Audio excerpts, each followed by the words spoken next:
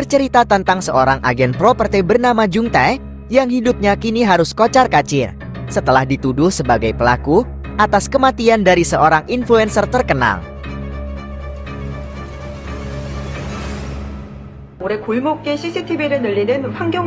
Kisah kemudian dimulai dengan berita mengenai protes dari salah satu organisasi kemanusiaan terkait penggunaan CCTV di tempat umum yang dianggap telah melanggar kebijakan privasi dan penuh kontroversial. Selain sebagai seorang agen properti, Jung Tae juga memiliki kebiasaan unik, yakni mengamati berbagai hal, termasuk mengamati percakapan salah satu murid di sebelahnya secara diam-diam. Jung Tae nampak sangat menyukai pekerjaannya. Tugas utamanya adalah bertanggung jawab terhadap properti milik orang lain yang ingin disewakan. Banyak pemilik properti yang telah mempercayakan jasa Jung Tae karena telah memiliki reputasi yang bagus. Ia pun sangat senang ketika melihat testimoni di internet yang kini tengah semakin ramai memperbincangkan dirinya. Ketika ia sedang menikmati pencapaiannya, Jung Tae kemudian dikagetkan dengan kedatangan bawahannya yang juga nampak sangat penasaran dengan apa yang sedang Jung Tae kerjakan. Jung Tae kemudian mulai melakukan tugas lapangannya. Setelah salah satu penyewa dari kliennya telah pergi, Jung Tae lalu memasuki rumah itu secara diam-diam. Sebenarnya, tindakan dari Jung Tae ini adalah tindakan yang ilegal. Namun Jung Tae membantah telah melakukan suatu kejahatan. Jung Tae hanya menyusup dan memeriksa semua kondisi rumah. Semua perabotan yang rusak, langsung Jung Tae perbaiki, dan benda yang tidak terpakai dalam rumah itu pun akan Jung Tae ambil. Jung Tae ternyata memiliki kebiasaan unik, yaitu memfoto, mengambil, dan mengoleksi benda-benda tak terpakai milik para penyewa. Sudah ada banyak sekali koleksi yang kini telah terpajang di dinding gudang miliknya. Sebenarnya, Jung Tae tak biasa mengamati satu orang secara spesifik. Hingga suatu hari, Jung Tae menantikan seorang influencer wanita yang menurutnya sangatlah berbeda dan sangat menarik perhatiannya. 5 bulan yang lalu, Jung Tae secara tak sengaja bertemu dengan si wanita tersebut yang bernama Han Sorat untuk pertama kalinya. Awalnya, tak ada niat dari Jung Tae untuk mendalami hidup Sora yang hanya nampak seperti kebanyakan orang pada biasanya. Tetapi Sora yang sedang memakan sebuah sosis malah memposting sebuah foto salad yang dia ambil dari internet dan mengakui jika itu adalah foto miliknya. Nah, dari sinilah Jung Tae akhirnya mulai tertarik dengan kehidupan Sora tersebut. Di hari pertama pengamatannya, Jung Tae mulai mencari tahu mengenai tempat tinggal dari Sora yang sangat diuntungkan dengan tidak adanya kamera CCTV di sekitaran tempat tinggal Sora itu. Jung Tae melakukan penelusuran lebih mendalam dan menemukan sebuah surat dan jadi tahu nama dari perempuan tersebut adalah Sora. 어디 보자. 여기 있다. 한소라. Setelah menelusuri jejak digital dari Sora, Jung Tae kemudian menemukan bahwa Sora tersebut ternyata merupakan seorang influencer yang sangat terkenal. Sora nampak sering memposting koleksi tas mewah miliknya, serta liburan eksklusif yang hanya bisa dinikmati oleh orang-orang kaya. Yang bisa dikatakan, Sora sepertinya selalu memposting semua kegiatannya. Namun hal berbeda kini ditunjukkan oleh Sora. Ia sekarang kerap memposting banyak kegiatan amal. Berbagai pujian pun kerap Sora dapatkan, yang menganggap bahwa Sora adalah seorang wanita berhati malaikat yang sangat suka membantu sesama. Namun pengamatan dari internet tidak membuat Jung Tae menjadi puas. Jung Tae yang semakin tertarik dengan hidupnya Sora, kemudian mengikuti Sora diam-diam untuk mengetahui bagaimana sifat asli Sora di dunia nyata. Di waktu bersamaan, Jung Tae kemudian menemukan Sora yang sedang memberi makan kepada seekor kucing jalanan. Dan pada hari yang berbeda, Sora juga sering jalan-jalan dengan membawa anjing peliharaannya. Hidup Sora setiap harinya pun nampak dipenuhi oleh hal-hal positif yang sangat menginspirasi. Namun dalam tebakan Jung Tae, ia sangat yakin jika Sora yang ada di media sosial tidaklah seperti Sora yang ada di dunia nyata. Di hari pengamatannya yang ke-119, Jung Tae kemudian mencoba membobol rumah Sora ketika Sora sedang pergi untuk kelas privat. Berbagai kombinasi kode telah Jungtae susun berdasarkan apa yang diketahuinya tentang Sora, namun tak berhasil. Jungtae sebenarnya hanya ingin mengetahui tentang kehidupan Sora dan siapa Sora yang sebenarnya. Jungtae selanjutnya telah memiliki sebuah rencana untuk bisa mengetahui kode sandi milik rumah Sora. Setelah Sora pergi, Jungtae kemudian datang ke rumah Sora untuk mengambil sebuah stiker yang sengaja dia tempelkan sebelumnya. Jungtae nampak sangat senang karena setidaknya dia telah tahu angka berapa yang telah Sora tekan dan dia tinggal mengkombinasikannya. Namun rupanya, Sora menekan di keseluruhan angka. Jadi Jungtae pun merasa semua usahanya tersebut adalah sia-sia. Di hari selanjutnya, suatu keajaiban tiba-tiba menghampiri Jungtae dengan kedatangan Sora ke kantornya. Yang membuat Jungtae menjadi sangat tidak menyangka. Sora mengaku ingin menyewakan rumah yang saat ini ia tinggali. Jungtae tentunya sangat senang dalam melayani Sora. Jungtae kemudian coba menutupi kegembiraannya dan berusaha sebisa mungkin untuk bersikap biasa di hadapan Sora. Sora mengaku ingin menyewakan tempat tinggalnya saat ini karena adanya pekerjaan yang mengharuskan dirinya untuk pindah ke tempat lain.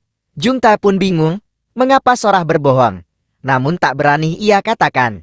Apalagi Sora baru saja memperpanjang sewanya untuk kontrak 1 tahun ke depan. Meskipun mengetahui Sora telah berbohong, namun karena sifat profesionalismenya, Jungtae kemudian menerima permintaan Sora dan menjadwalkan untuk melihat properti Sora tersebut. Namun karena Sora mengaku sibuk, Sora kemudian memberikan kuncinya kepada Jungtae dan mempersilahkan Jungtae untuk melihatnya secara langsung. Tentunya bagi Jungtae, ini merupakan jackpot yang sangat besar setelah semua kesulitan yang telah ia lalui. Setelah itu, Jungtae langsung bergegas ke rumah Sora dan mengecek kondisi unit. Cita-citanya untuk masuk ke rumahnya Sora pun akhirnya telah kesampaian. Jungtae kemudian memeriksa tempat tersebut lebih lanjut dan menemukan banyak barang pribadi dari Sora yang masih ada di sana. Jungtae lalu mengambil dan memfoto sampah bekas kosmetik yang pernah Sora gunakan. Ia juga memperbaiki lampu yang putus serta memperbaiki wastafel yang mampat karena tersumbat oleh rambut dan juga software milik Sora. Dan di hari lain, Sora nampak sedang siaran langsung dengan raut wajah penuh kesedihan sambil membawa seekor kucing jalanan yang terluka ke rumah sakit. Setelah itu, Sora juga tak lupa memberi kabar terbaru, kucing tersebut telah membaik. Sora selanjutnya berterima kasih kepada orang-orang yang telah berdonasi dan membantunya. Jungtae pun juga nampak sangat senang atas apa yang telah Sora lakukan. Di hari ke-152 pengamatan, Jungtae kemudian datang lagi secara diam-diam ke rumah Sora untuk ketiga kalinya. Rencananya, Jungtae hanya ingin memperbaiki beberapa perabotan yang rusak, lalu pergi. Namun ketika Jungtae masuk ke dalam, Jungtae seketika kaget karena menemukan Sora yang telah tewas bersimbah darah. Jungtae menjadi sangat mual, ia panik dan sangat bingung. Jungtae lalu berniat menghubungi polisi, namun ia kemudian urungkan. Karena kedatangannya ke rumah Sora ini pun tentunya akan dicurigai. Setelah memastikan sekitar sejenak, Jungtae lalu membersihkan semua jejak dirinya dan kemudian bergegas untuk segera pergi. Malam harinya, Jungtae lalu janjian untuk bertemu dengan calon penyewa rumah Sora. Jungtae yang masih tidak tenang dengan sengaja ingin membawa kedua orang penyewa tersebut agar mereka saja yang menghubungi polisi setelah melihat jasad Sora tersebut. Jungtae kemudian berusaha menutupi kegugupannya agar ia tidak dicurigai. Dan setelah kedua penyewa tersebut masuk terlebih dahulu dan berteriak, Jungtae pun segera mendekat. Namun jasad dari Sora sebelumnya yang tergeletak di kursi kini sudah tidak ada. Dan ternyata kedua penyewa itu berteriak karena tempat tersebut sangatlah bagus dan bersih menurut mereka. Jungtae kini semakin bingung dengan apa yang sebenarnya telah terjadi. Jungtae merasa sang pelaku sebenarnya telah membawa jasad Sora pergi dan membersihkan TKP. Jungtae semakin panik setelah menyadari bahwa dirinya adalah saksi dan sekarang jasad Sora telah hilang. Ia sangat takut jikalau sang pembunuh itu juga telah melihat dirinya. Sementara di kepolisian, Seorang detektif wanita bernama Oh Young Jo nampak agak kesal setelah sang kapten telah memberikan tugas yang telah ia selidiki kepada rekannya yang lain. Padahal selama ini, detektif Oh Lan yang telah mengumpulkan berbagai bukti dan petunjuk. Tapi rekannya yang lain yang akan menangkap penjahatnya dengan alasan yang sangat tidak masuk akal. Sementara Jung Tae kini sudah semakin sangat gelisah karena sudah 4 hari berlalu, namun tidak ada pemberitaan mengenai penemuan atas jasad dari Sora. Sora masih hilang entah kemana, sedangkan dirinya masih sangat ragu untuk menghubungi polisi. Sesampainya di kantor, Jung Tae menjadi semakin panik setelah menerima sebuah surat yang berisikan foto jasad Sora beserta dengan foton. Ketika ia menyelinap masuk ke rumahnya Sora, Jung Tae kini tidak bisa tenang karena terus memikirkan jikalau lembaran rambutnya itu kemungkinan benar memang telah tertinggal di lokasi kejadian. Karena jika polisi melakukan penyelidikan, maka bisa saja Jung Tae akan ditetapkan sebagai tersangkanya. Tak lama kemudian, Jung Tae memperoleh telepon dari pihak pemakaman. Jung Tae langsung datang, pihak pemakaman pun langsung meminta maaf atas apa yang telah terjadi terhadap makam dari ibunya. Jung Tae kemudian berusaha memperbaiki foto yang telah robek. Tapi seketika orang-orang berteriak, dan sebuah mobil dengan kecepatan tinggi kemudian menuju dan menabrak mobil Jung Tae. Untungnya, Jung Tae berhasil kabur, tak terluka parah. Mobil yang menabrak itu pun ternyata tidak ada siapa-siapa di dalamnya. Setelah mengecek kamera CCTV, diketahui pemilik mobil tersebut adalah seorang laki-laki misterius yang belum diketahui identitasnya. Sementara di kantor polisi, seorang influencer lainnya bernama Wishul melaporkan mengenai Sora yang telah hilang. Detektif Optul ditunjuk menjadi penanggung jawab atas kasus tersebut. Wishul kemudian menunjukkan bahwa selama 4 hari ini, Sora nampak tidak pernah membalas pesannya. Sebelumnya Sora sempat menghubungi Yang dan memintanya untuk menghubungi polisi jikalau Sora tidak bisa dihubungi lagi. Detektif Oh dan temannya kemudian mendapat informasi mengenai Sora yang tinggal sendirian dan hubungan dengan keluarganya pun sepertinya telah terputus. Sora sepertinya memang telah hilang karena semenjak 4 hari yang lalu kartu kredit dan ponselnya pun sudah tidak lagi aktif. Ketika Jung Tae kembali ke kantornya, detektif Oh beserta rekannya nampak sudah datang duluan dan telah mewawancarai bawahan Jung Tae dan kemudian sekalian bertanya kepada Jung Tae. Jung Tae kemudian pura-pura tidak tahu bahwa Sora menghilang. Jung Tae sebisa mungkin berusaha memberi jawaban yang tidak mencurigakan. Jung Tae mengaku ia memang memiliki kunci rumah Sora karena setiap kali pemeriksaan rumah, Sora selalu berhalangan dan memperbolehkannya untuk memeriksa rumahnya. Detektif Oh kemudian mempertanyakan keberadaan Jung Tae di hari ketika Sora menghilang. Jung Tae tentunya tidak akan mengatakan yang sebenarnya. Ia beralasan ada di rumahnya Sora bersama dengan calon penyewanya di malam hari dan siangnya Jung Tae ada di kantor. Sang bawahan Jung Tae tentunya bingung karena tidak merasa Jung Tae ada di kantor pada saat itu. Namun ia memilih untuk tidak mengatakan apa-apa. Detektif O kemudian meminta kunci rumah Sora untuk pemeriksaan lebih lanjut. Detektif O bersama rekannya lalu pergi. Jung Tae kemudian mengamati mereka berdua dari seberang rumah Sora. Ketika mereka memeriksa isi rumah, sang rekan kemudian berargumen jika kemungkinan Sora hanya pergi untuk liburan. Namun detektif O merasa aneh karena liburannya lebih dari 3 hari. Namun Sora tidak membawa koper serta tidak membawa pakaian yang bagus yang pada akhirnya detektif O kemudian menemukan noda darah di bawah kursi milik Sora. Tim forensik kemudian berdatangan dan memeriksa lebih lanjut yang membuat Jung Tae tentunya semakin panik. Jung Tae kemudian pergi dan membayangkan kejadian pada saat itu. Sora pasti telah dibunuh dengan brutal dan pembunuhnya akan menjadikan Jung Tae sebagai tersangkanya. Jung Tae kemudian langsung mencari petunjuk siapakah orang yang kemungkinan besar menjadi dalang dari kematian Sora tersebut. Jung Tae kemudian menemukan komentar Wishul yang menyatakan bahwa Sora memang seorang penipu. Wishul bahkan pernah membahas bahwa Sora tidak sebaik dengan apa yang ada di media sosialnya.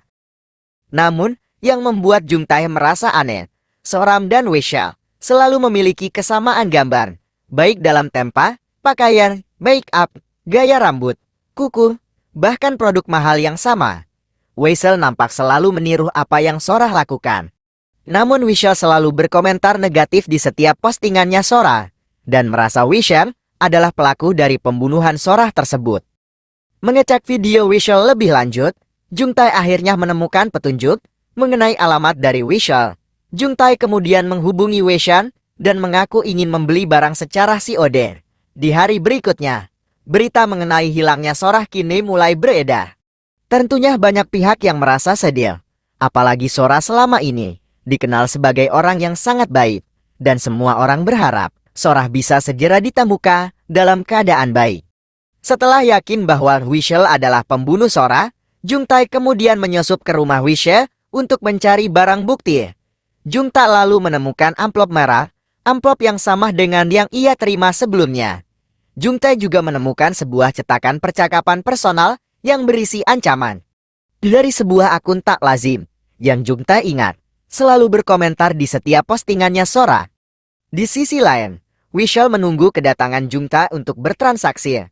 Namun karena ponsel Jungtae yang tidak bisa dihubungi, membuat Weisheng menjadi kesal dan memutuskan untuk pulang.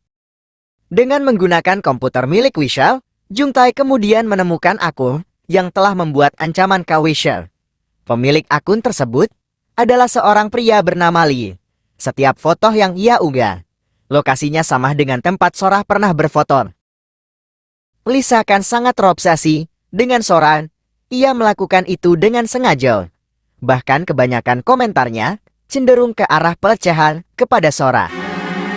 Sekarang pelaku yang paling dicurigai oleh Jungtae adalah Lee. Namun karena adanya amplop merah di rumah Weisheng, Jungtae kemudian mencurigai bahwa keduanya adalah satu komplotan. Jungtae yang kembali ke rumahnya kemudian menyadari adanya kejanggalan. Listrik rumahnya mati, dan sepatu yang biasanya rapi seperti telah tersentuh sesuatu. Jungtae telah bersiap dengan sebuah pemukul bisbol, dan tiba-tiba seseorang dari luar mencoba menekan kode pintunya. Saat pintu terbuka, Jungtae sangat ingin memukul orang yang tidak ia ketahui itu siapa. Namun Jungtae melihat amplop merah dan ingin mengambilnya. Dan dari dalam rumah, rupanya sudah ada orang lain dengan helm yang kini mencekiknya. Orang di luar dengan penampilan sama juga ikut masuk dan ikut menyerang Jungtae. Jungtae sebisa mungkin tentunya berusaha melawan, hingga helm dari salah satu penyerang itu pun terlepas. Dan ternyata orang tersebut adalah Lee. Jungtae lalu kabur dan kemudian menghubungi polisi. Detektif Oh yang datang kemudian memeriksa CCTV. Kedua orang asing yang masuk ke rumah Jungtae itu pun, Jungtae pastikan salah satunya adalah Lee yang sering menguntit Sora selama ini. Jungtae yakin Lee dan salah satu orang itu adalah pelaku dari pembunuhan Sora. Karena ia mengenal Weisheng, Detektif Oh pun juga bingung mengapa pelaku pembunuhan Sora menargetkan Jungtae. Kembalinya mereka ke rumah Jungtae. Jungtae menjadi semakin syok setelah mendapati kandang semut peliharaannya telah hancur dan berhamburan. Jungtae sangat kesal dan bercampur sedih, tapi juga kaget setelah mendapati Lee yang telah tewas tergantung di rumahnya. Detektif Oh kemudian menghubungi polisi yang lain untuk membawa tim forensik. Jungtae yang melihat amplop merah tertanam dalam tumpukan tanah, diam-diam ingin mengambilnya. Namun Detektif Oh mencegah dan memeriksa amplop itu lebih lanjut. Detektif Oh mulai melayangkan pertanyaan menjebak berdasarkan beberapa bukti foto yang menyudutkan posisi Jungtae. Dan ketika Detektif Oh hendak memborgol Jungtae, Jungtae kemudian mengamuk dan secara tak sengaja membuat Detektif Oh menjadi pingsan. Jungtae kemudian pergi ke kantornya untuk mengambil sebuah kunci yang dititipkan kepadanya, sambil menghubungi polisi untuk segera datang ke rumahnya. Saat Detektif Oh sadar, ia mendapat informasi mengenai sosok Lee yang merupakan seorang pengangguran yang dulunya pernah bekerja pada sebuah studio foto. Namun Lee sering dilaporkan polisi karena menguntit orang lain dan hanya disuruh membayar denda. Dan orang yang melaporkan tersebut adalah Weisheng. Weisheng sekarang mulai melakukan siaran dan mengabarkan tentang hilangnya Sora serta kaitannya dengan seorang agen properti bernama Jungtae. Jungtae kini menjadi bingung dengan keadaannya sekarang. Akibat siaran Wishal itu pun, telah banyak orang berkomentar negatif pada akun sosial medianya. Polisi juga kini telah menemukan jejak darah Sora pada sepatu milik Jungtae. Setelah memiliki kartu identitas Lee, Jungtae kemudian berusaha mencari tahu mengenai Lee dengan bertanya kepada warga. Jungtae pun diberitahu, Lee nampak sering terlihat bersama dengan seorang wanita datang ke rumahnya. Jungtae kemudian melakukan pemeriksaan lebih lanjut. Dan dari tempat sampahnya, Jungtae menemukan alamat makam ibunya. Dan ternyata, orang yang telah merusak makam ibu Jungtae tersebut tiada lain adalah Lee. Mengingat tutup abu ibunya tidak tertutup rapat. Pastinya Lee telah memasukkan sesuatu ke dalamnya. Jungtae kemudian bergegas menuju makam dan bernegosiasi dengan petugas makam jika ia ingin berbicara dengan ibunya sebentar. Namun Jungtae malah menghancurkan kaca dan mengambil makam ibunya, yang membuat petugas menjadi panik dan mengejarnya. Setelah berhasil kabur, Jungtae coba membuka tempat abu ibunya dan menemukan sebuah pisau, serta sebuah amplop merah yang berisi pesa. Jungtae akan celaka jika polisi menemukan gudang milik Jungtae. Sementara itu, detektif Oh yang kembali ke kantor, kemudian didatangi oleh seorang wanita yang mengaku sebagai adiknya Sora, dan menjelaskan mengenai semua keburukan Sora sebelumnya. Di sisi lain, Wishal kembali melakukan siaran langsung dan melanjutkan beritanya mengenai Sora serta kaitannya dengan Jungtae. Dan tak lama, orang yang dikiranya itu pengantar makanan datang. Ternyata adalah Jungtae yang kemudian langsung menyerangnya. Jungtae kesal. Mengapa Wishal melakukan semua itu kepadanya? Ia pun juga menghancurkan perangkat siaran langsung Wishal dan ingin tahu mengapa Wishal membunuh Sora. Namun Wishal membatahnya. Jungtae semakin brutal menyerang, sampai akhirnya Wishal mengaku bahwa kejahatannya kepada Sora hanyalah dengan memperkenalkan Sora kepada Lee. Jadi dulunya Lee hanya menguntit Wishal. Namun karena Wishal merasa sangat terganggu dan tidak bisa mengatasi Lee, ia akhirnya mengorbankan Sora. Ia mengaku bahwa jika Sora sangat menyukai Lee.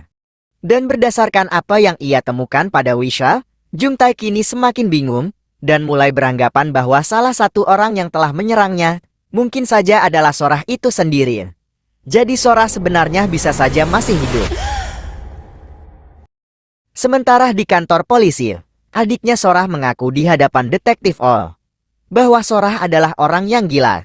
Selama ini keluarganya telah memutus hubungan dengan Sora. Sora memiliki hutang yang membuat keluarganya harus bersembunyi selama 4 tahun. Bahkan Sora dahulu pernah menjual adik mereka yang disabilitas.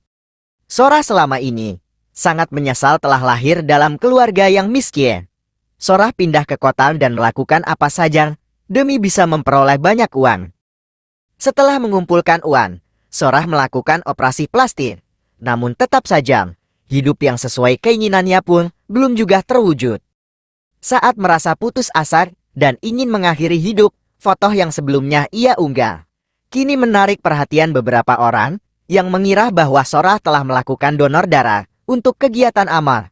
Orang-orang kemudian memuji kecantikan Sora dan kebaikan hatinya. Yang pada akhirnya dalam waktu sekejap, Sora berhasil mengumpulkan 81.000 pengikut dengan hidup seperti orang kaya. Melihat betapa trendingnya berita donasi kepada hewan-hewan, Sora kemudian akan memanfaatkan sifat baik orang-orang. Sora kini mulai mendatangi panti asuhan, panti jompo, menjadi sukarelawan, dan terlihat peduli dengan hewan. Sora kemudian menggalang donasi, yang sebagian kecil ia berikan kepada orang lain, dan sebagian besarnya ia gunakan untuk bersenang-senang. Sora yang ada di dunia maya sangatlah berbeda dengan Sora yang ada di dunia nyata. Semua orang tertipu, namun melalui itu semua, Sora akhirnya menjadi orang yang sangat sukses. Berbagai pencitraan pun kini Sora lakukan, demi bisa meraih simpati dari orang-orang baik di luar sana. Bahkan dengan mudahnya, Sora mampu mendapatkan sebesar 40 juta uang dari hasil donasinya. Namun Sora menyadari, hal-hal tersebut akan cepat memudar di internet. Olehnya itu Sora membuat skenario bersama dengan Wishal untuk berkonflik agar orang-orang bisa tetap peduli terhadapnya. Namun kehidupan Sora yang selama ini Sesuai harapannya, kini mulai kacau dengan hadirnya sosok Jung Tae yang selalu menguntitnya. Sora menyadari bahwa selama ini Jung Tae telah mengikuti dan menyaksikan semua yang telah ia lakukan.